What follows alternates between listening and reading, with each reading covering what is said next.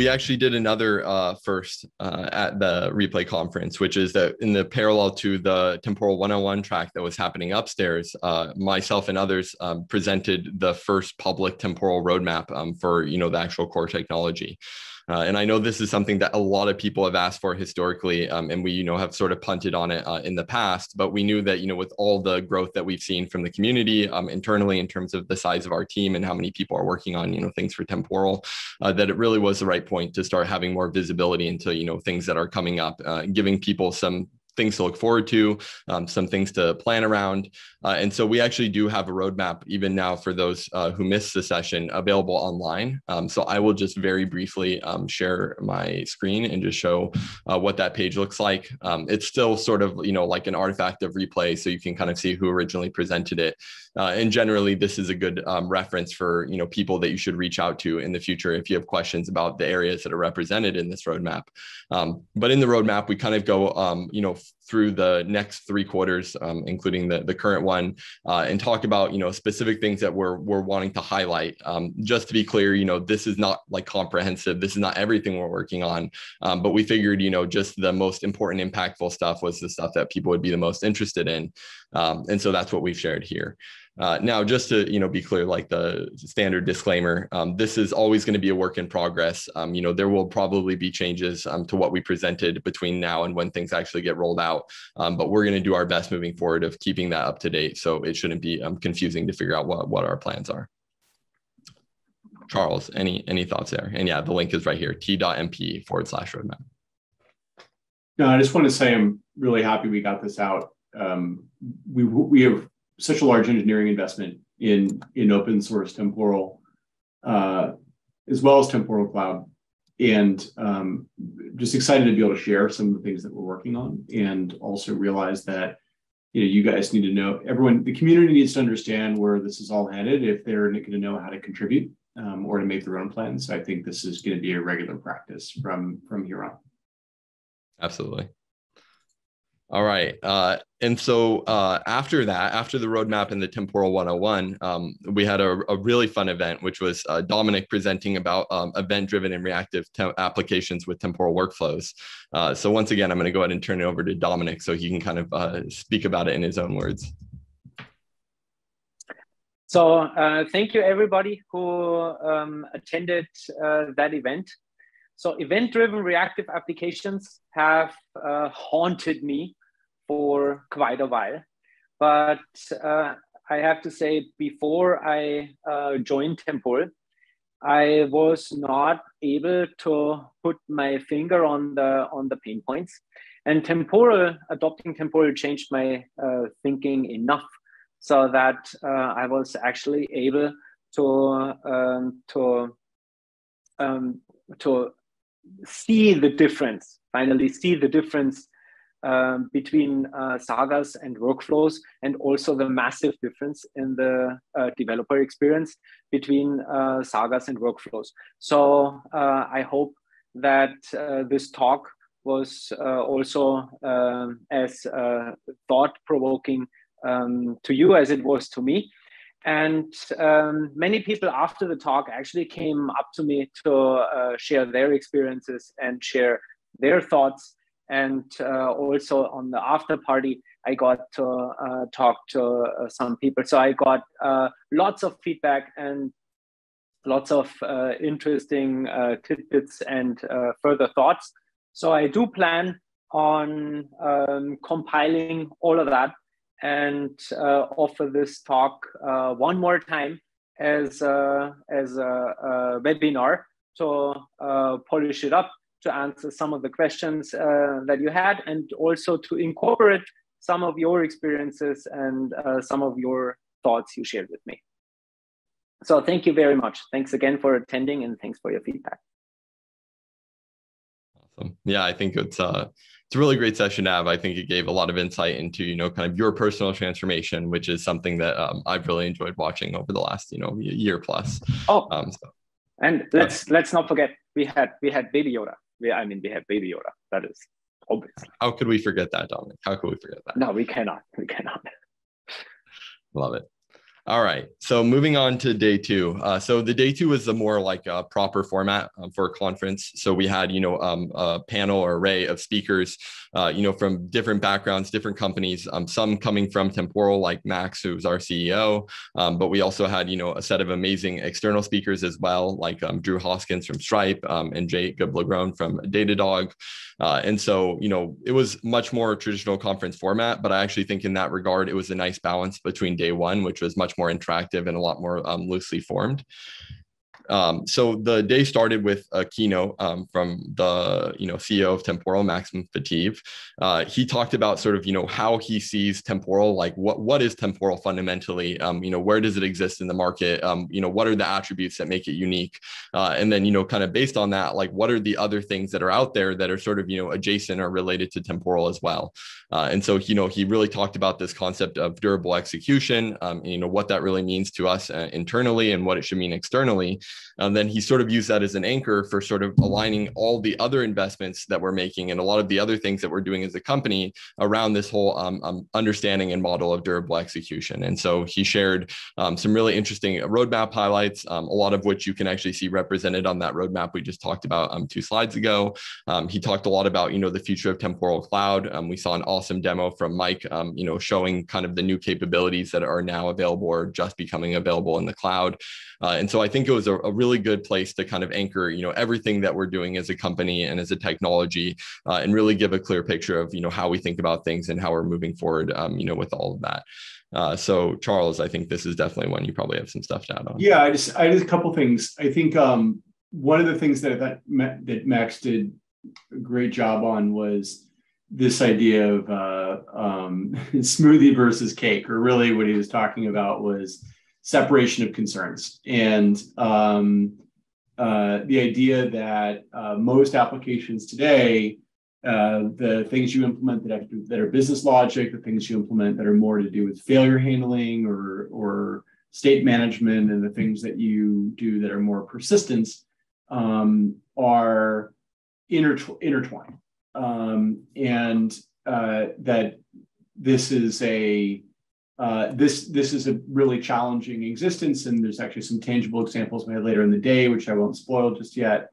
And the idea that Temporal really allows you to keep these 3 different parts of an application's implementation independent from each other and independently modifiable from each other, and the advantages of doing that in terms of productivity and velocity, and I think it's a really great way to understand how Temporal and in systems like Temporal change development. So that was sort of one thing I thought was important. I think the other one I wanted to mention that Max pointed out, which I thought was valuable, is that we're not alone in this either. Like this idea of durable execution, it's not like we're the only company that's had this idea. We like to think we have the best implementation. We like the design and the abstractions that we give and the programming model that we give, but we're not the only company that's done this. There's other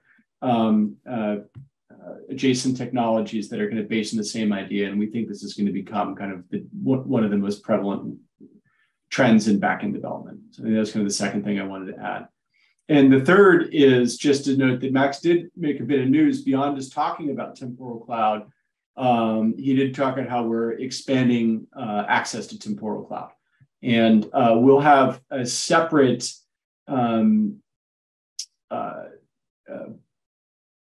webinar or meetup on just on that topic. But just so you all know, Temporal Cloud has been made a lot of progress in the course of the last year. And previously we had said it's been available to our design partners, and we have about 60 of those today. And the feedback there has been really excellent. We've added a bunch of self-service features, which was kind of part of what we needed in order to sustain a larger number of users and organizations. Those features are coming online. And as that's the case, we want to make Temporal Cloud available to a much larger audience. So I know a number of you have kind of on Slack said, oh, hey, how do I get access? Who do I need to talk to? There's been all kinds of creative reach outs over the course of the past few months. And we want to make that a lot easier and more systematic. So we're not ready to kind of totally fling the doors open and say fully GA, but we want to start onboarding a much larger volume because we think that the product's in the place and our organization's in a place where we can do a good job supporting it. So if you've signed up for the Temporal Cloud waitlist, you should expect a reach out from us in the next weeks or at most couple of months. So we should be working our way through the waitlist during the course of this year. Yeah, I think it's a huge milestone for us, and I'm really excited that so many people are going to get to enjoy the cloud experience because it really is wonderful at this point. Oh, and by the way, if you didn't know, check out this snazzy new webpage. So if you, in advance of us having the webinar up, go to temporal.io/cloud. And you'll see a kind of nifty summary. If you click on any of those links, we'll kind of describe a little bit about how it works with this nifty little concentric sphere. And you've got pricing.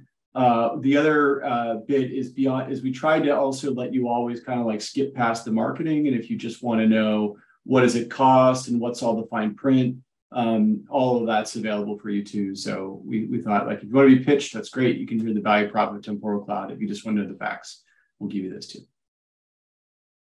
Love it. I also just wanted to say we're in the process of uploading all the videos, but one of the ones that actually has been uploaded is the Keynote. So I did link that in the Zoom chat. But in general, definitely subscribe to our YouTube if you want to make sure that you're on top of all of these videos as they come out from Replay. So moving on from the Keynote, we started with our first, external speaker, who was Jacob LeGrone from Datadog. Jacob is a, power user of Temporal. I think he's probably one of the strongest Temporal users that I know of, at least personally. And, he's been very, very key to the massive adoption of Temporal within Datadog. So at this point, Datadog is used pretty much everywhere, or Temporal is used pretty much everywhere in Datadog. I think there's around like 400 or more developers who are using Temporal on a daily basis at the company. And so they have a unique set of challenges because they're using Temporal at a scale that's even larger than, let's say the average scale that Temporal is used at. And so the challenges, though, are mostly around the organizational side of Temporal, as in, like, how do you actually get 400 people to all collaborate and, use the tool efficiently and productively? And so Jacob highlighted in his talk, some of the systems and some of the processes they've built to build a real, true, developer experience platform with Temporal at Datadog.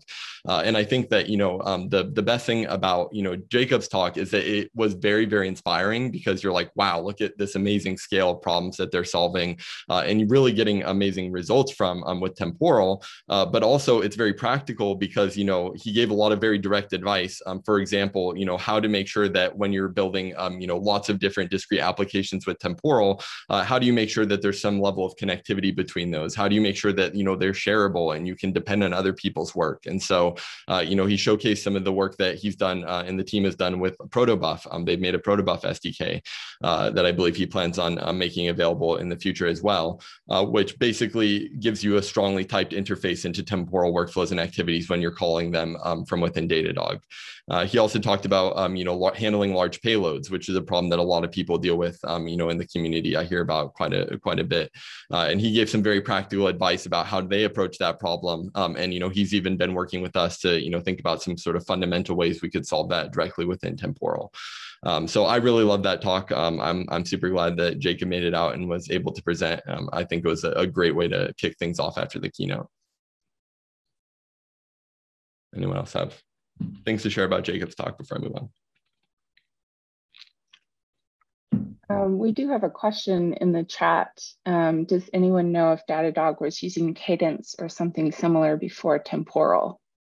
They were not. They started using Temporal in the end of 2020, I believe. And it was directly, they weren't using Cadence before. Cool, gonna move on.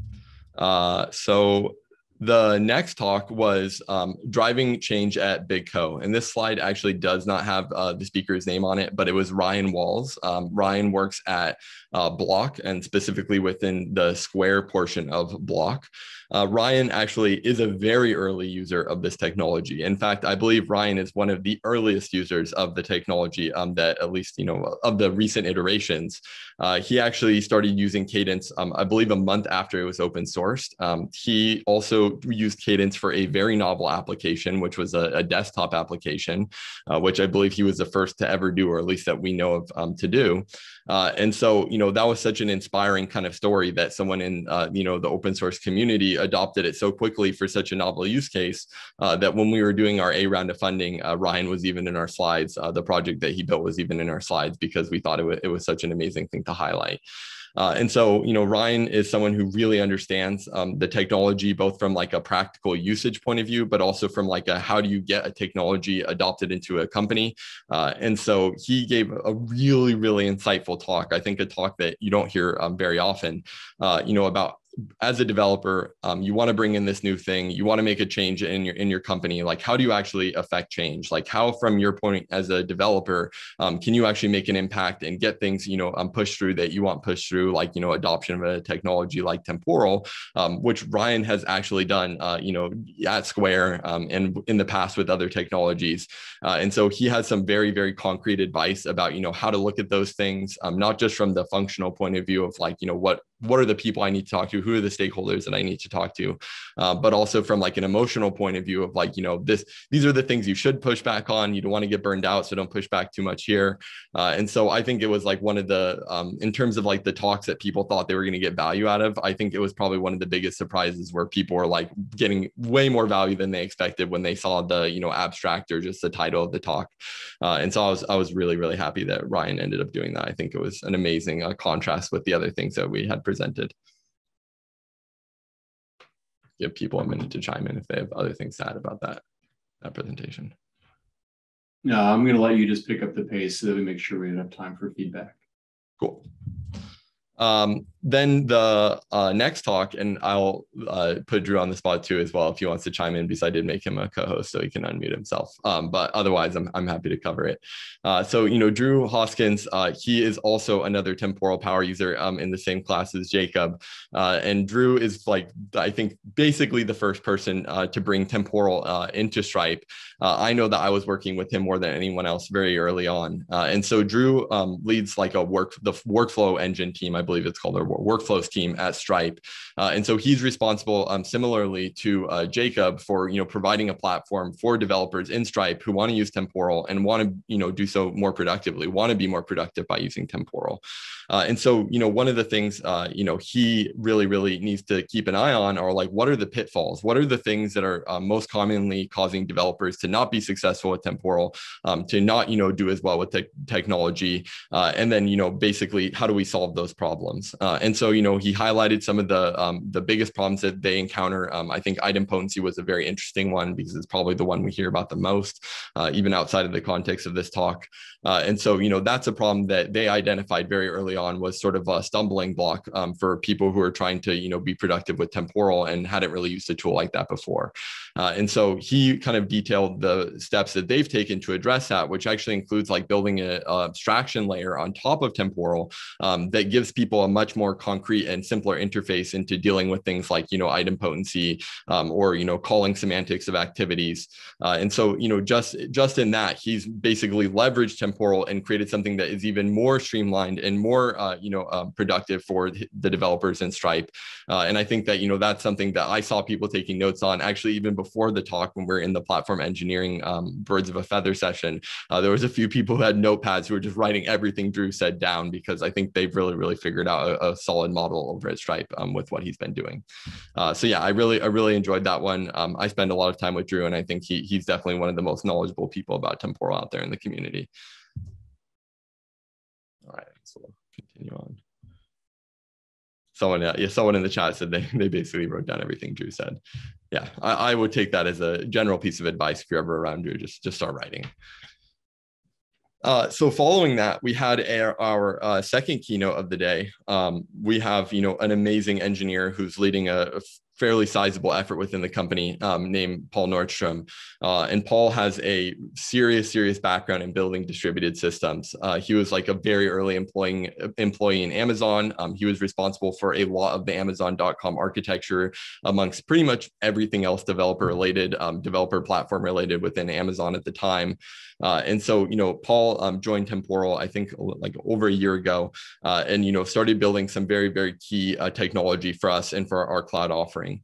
And so, Paul, with this huge legacy and history of, distributed systems and having been there from like, the inception of microservices and having played a huge hand in the inception of microservices and service-oriented architectures, now to the point where, he's working at Temporal, which, we believe is sort of pushing the envelope in terms of distributed system paradigms and the way that people build applications on the internet.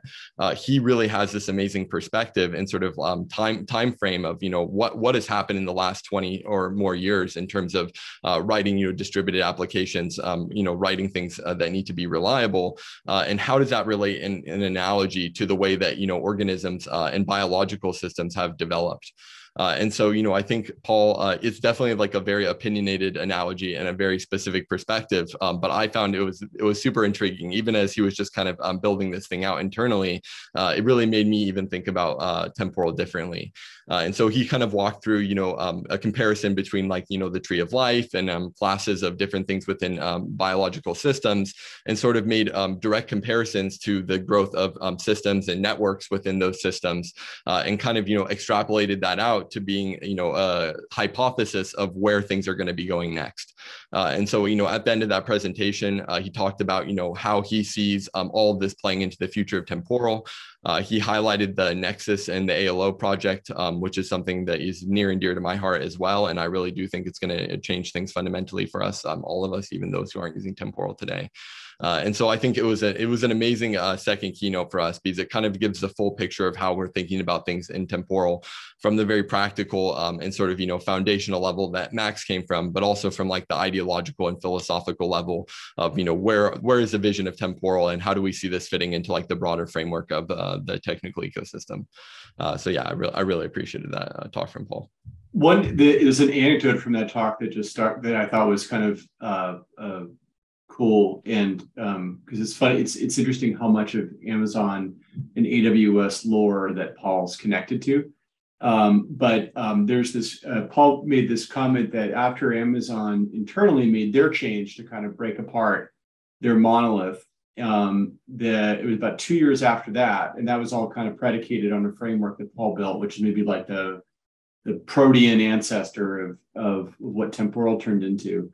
But he made the comment about 2 years later, that's when Amazon started talking about two pizza teams.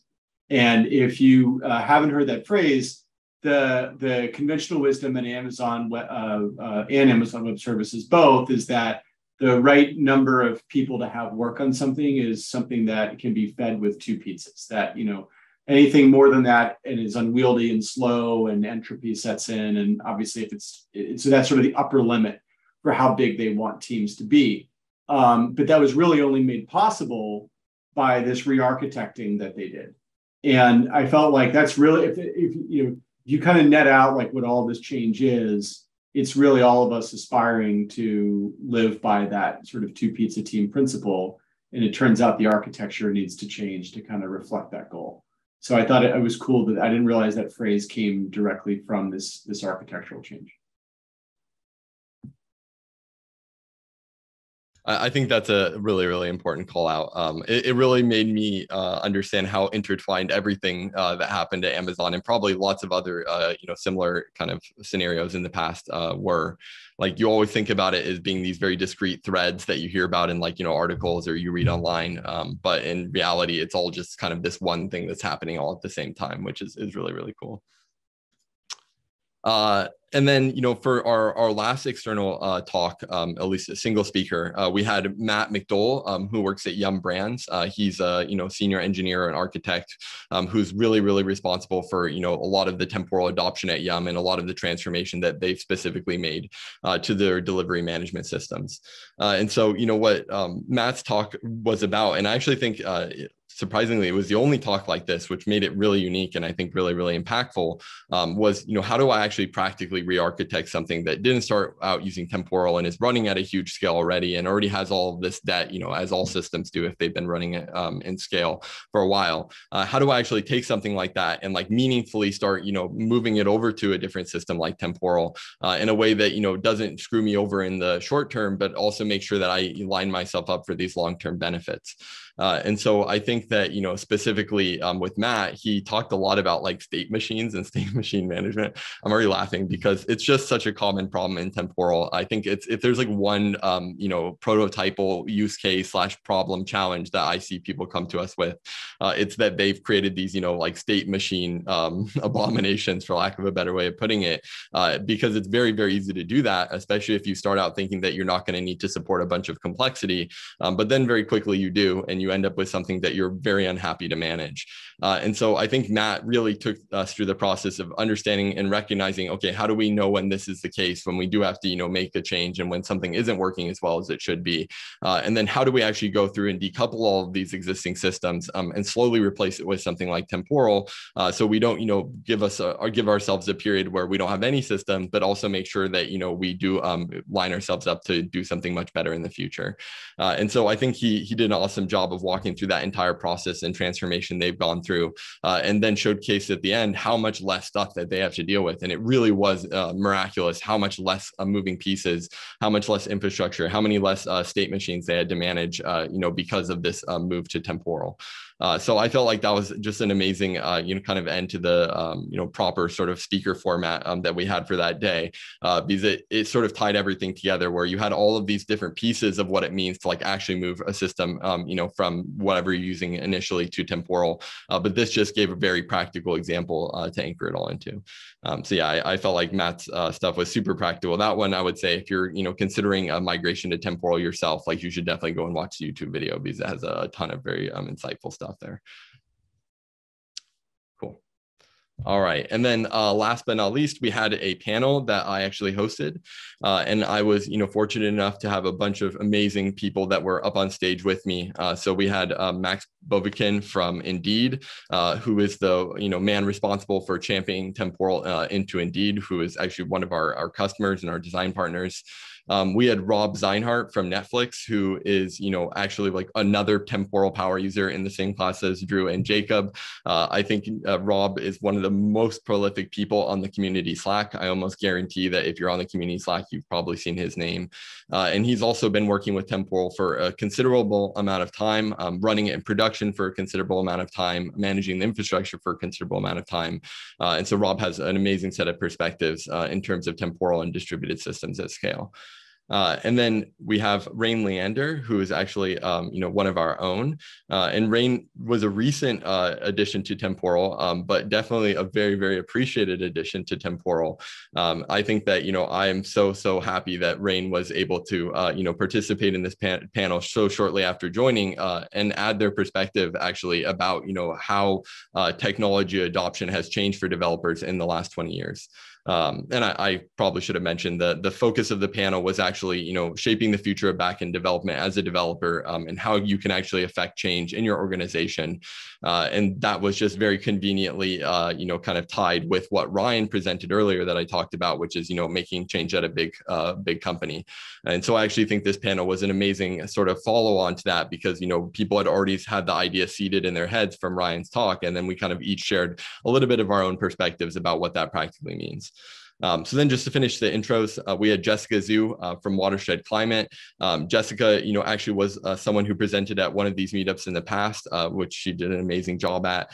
And she has a lot of perspective about, sort of the modern world of what does it mean for a developer who's trying to, bring in a new technology, who's trying to, have a huge impact internally. What does that actually, require from you as a developer? Like, how are you going to need to approach different situations? How are you going to need to think through, the way that you're presenting things to maximize the chance of whatever you're trying to push of being accepted and being successful. And then again, last but not least, we had Steven's son, who, is someone who probably, I think, gets like 99% of the credit of bringing Temporal into Snap. And he faced true adversity throughout that process, but he kept pushing, and he was eventually able to bring Temporal into Snap. And now Snap is one of our largest customers and design partners, and we're super duper grateful for them. And so as someone who partnered with Steven through that entire process of bringing Temporal into Snap, I can say that Steven is uniquely qualified to talk about, what it really means to bring in new technology into a company and, face challenges with it and really have to fight for making it happen. So in general, I felt like the panel was a huge success. We got a lot of very practical insights on, how people have dealt with, getting stakeholder buy-in and, dealing with people who don't agree with your point of view and don't think that your solution is the best way to go, and not necessarily just overriding them and, taking your opinion as the de facto thing that's right, but also making sure that, the things that other people are saying aren't a better direction and aren't a more practical way to go. So yeah, I was so grateful that everyone was able to join me for that panel and, kind of carrying me through that process. But I think it turned out really, really well. Awesome. You did great. You were a great stand-in. It was very last minute. Our normal moderator had COVID the day before. And so thank you for stepping in, Rylan. Of course. And thank you for reminding me, because Rebecca Marshburn from Common Room, who's also one of our partners at Temporal, and they make an amazing product over at Common Room as well. Rebecca was kind enough to, volunteer to be the host, but then very unfortunately got COVID before, but still gave me a lot of support and helped me with the script and a million other things to make it so I actually could do a good job up on stage. So I really, really appreciate her and all the time and energy she put in there. And then last, we had some closing remarks. Actually, Charles, do you maybe want to talk about this one? I feel like it's probably more appropriate. Mostly it was just a wrap up. I think for me, it was just really gratifying to have Maxim and Samar kind of share their last words. And, the thing that I always appreciate working here, but, maybe not everybody does as users is Samar mentioned, this is 12 years in the making for Maxim and Samar.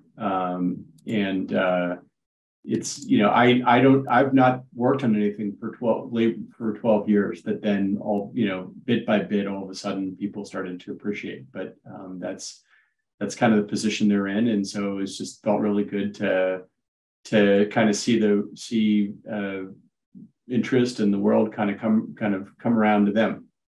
Which is kind of a little bit what it felt like to me. So, yeah, the 12-year thing. I bet you there's very few people that are alive that have worked on one idea for 12 years, especially without it like getting, massive success early on. I think that shows a true level of dedication or something else, some other quality. All right, awesome. So now we've kind of finished the recap for, the conference. Before I move on to this slide, I just want to say, again, we appreciate everyone who made it out there. We were blown away by, the turnout. We were blown away by the energy. I think it was probably one of the most positive experiences, at least in my time in Temporal, if not the most positive experience. And I would guess that it's very similar for a lot of other people in the company.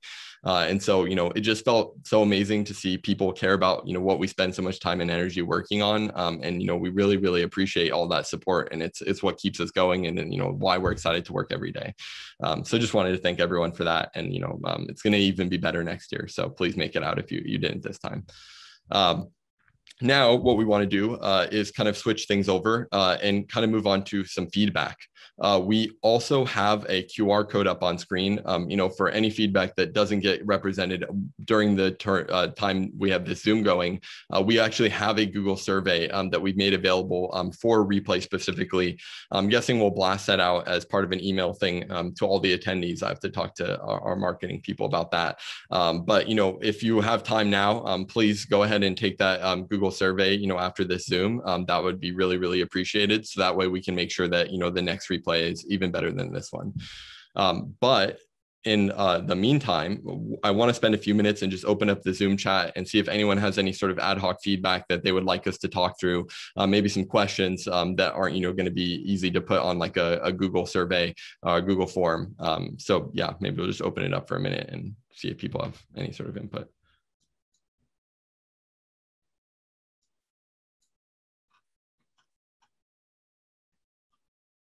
make sure I didn't miss any questions before. While we're waiting for input, I'll just throw out a few things we know already. We know that we want to do more of the workshops more systematically. I kind of mentioned that before. We want to pick a space in the future that will allow to have more. We want to have AV in more than one place. So all the stuff downstairs, there was no AV, and that was rather unfortunate. So I think we'll have the ability to present and in more than one space. There is a bit of noise pollution between the lower floor and the upper floor. We'll work on having something where if we're going to run two things at the same time, where they're better isolated from one another. So those are at least a few logistical improvements that we want to make. Yeah, I think for those of you who were there and saw the roadmap presentation, I got a lot of feedback that it would have been nice to have like a microphone, and I agree 100%. Yeah. So next time there will be microphones. I promise you that. Yeah, we don't want to resort to pantomime. Yeah, I already had to break out the physical slides without a projector, but I think the microphone is one we can spring for. We got enough funding for that. All right, I don't see any feedback right now. I do see that at least one or two people already filled out the Google survey, so I appreciate that. But maybe we'll just move on to the wish list section, which I actually think Charles, you're probably the best to kick this one off. You mean just wish list? Oh, you mean for the product? I thought you added the slide. I did not. All right. Well, Ryland, you asked me to add this, and if people wanted to ask to have temporal replay in Europe or so let's talk about that. Okay, so that's what you're referring to. So look, one of the things I offered at the end of the conference, and I'll repeat here, one of the things that struck me was just live events are different. Like most of our interactions with the user community, Jackie, stay tuned actually. Most of our interactions in the user community have been through these virtual meetings like the one we're having right now, or one-on-ones, and that's all great. But replay just reminded me that like being together in person just feels different, and we want to mix. And I think my sense is that the attitude around meeting in person is a little different now than it was a year and a half ago. And so please reach out and let us know if you would like to have a meetup or kind of a event in your city or region. If you go to the next slide, actually, Ron, in your presentation, we actually have two such ones coming up. So Temporal is going to be in Barcelona on Wednesday, September 14th. I can't say at 6 p.m. It's going to be at 6 p.m. I can't say the physical location yet. I'll be able to in another day, so I'll put that on the community Slack. But mark your calendar for if you like to talk Temporal in Barcelona, Wednesday, September 14th at 6 p.m. or, as they say in Spain, lunchtime. And then the very next day, we have a meetup in Heidelberg, Germany. And this one is, we're piggybacking on the Kubernetes interest group in Heidelberg. It's going to be at the SAP App House. And it's going to be from 7 p.m. till 9 p.m. And the subject is reliable infrastructure provisioning with Temporal. It says it's hosted by Vasu and Lars, but it's going to be content most likely that Max is going to present. So we've got two coming up already.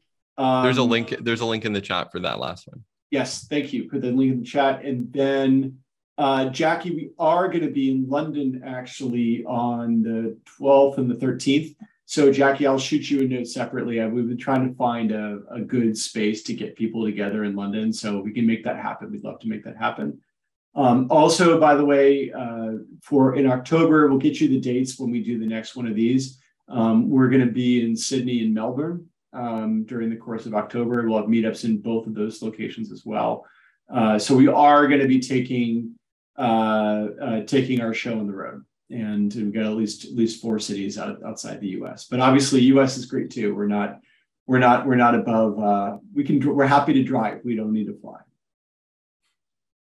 You can fly in the U.S. And Charles, if you don't mind, I would like to add one, and this is not a Temporal specific event, but after replay is before Strangeloop. Thank you. Yes. Temporal is going to be at Strangeloop this time, and that is happening this month from the 22nd to the 24th in St. Louis. And Temporal will be presenting on the idea of workflows, new abstraction for distributed systems, and you will find at least me and Tom there. So I'd be happy to see you there. Actually, there's one other one now that thanks for reminding me, both of you. October 6th through the 8th, I believe it is. We are going to be at GopherCon. We're going to have some presence at GopherCon. So yes, as we all know, Go is very core to Temporal. There's a lot of Go stuff that goes around Temporal all the time. So we just felt it made sense for us to represent ourselves at GopherCon. So we're definitely going to have some of the team there. So if you're going to plan to go to GopherCon or you weren't planning on going, we would absolutely love to see you. Awesome. Anyone else have anything to add before we call it? See, there's a question. Anyone planning for Lagos, Nigeria? As far as I know, we do not have any immediate plans for that. But if there's enough interest, I would love to have plans for Lagos, but we've not made them yet. Cool. Well, we're about 4 minutes out. I don't see any other questions in the chat. We really appreciated everyone's time and energy being here, and especially, go ahead. 2 more things to note. Sorry, just logistics. Videos from all the talks are going up on the Temporal YouTube channel. So if you're not a subscriber, please subscribe. We got a lot of requests during the course of the conference for slides. My sense is that a lot of folks want slides to kind of better communicate about Temporal inside their own company. So we're going to create a repository where you guys can cherry pick from the slides from the various presenters that are willing to share them. And we'll put some kind of Temporal blessed slides up there too, so that we can make this, you can have that as a resource. So stay tuned for that.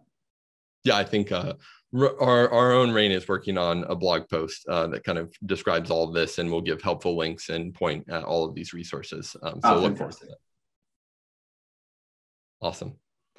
Well, have a lovely rest of your day, everyone, and see you at the next meetup in a month.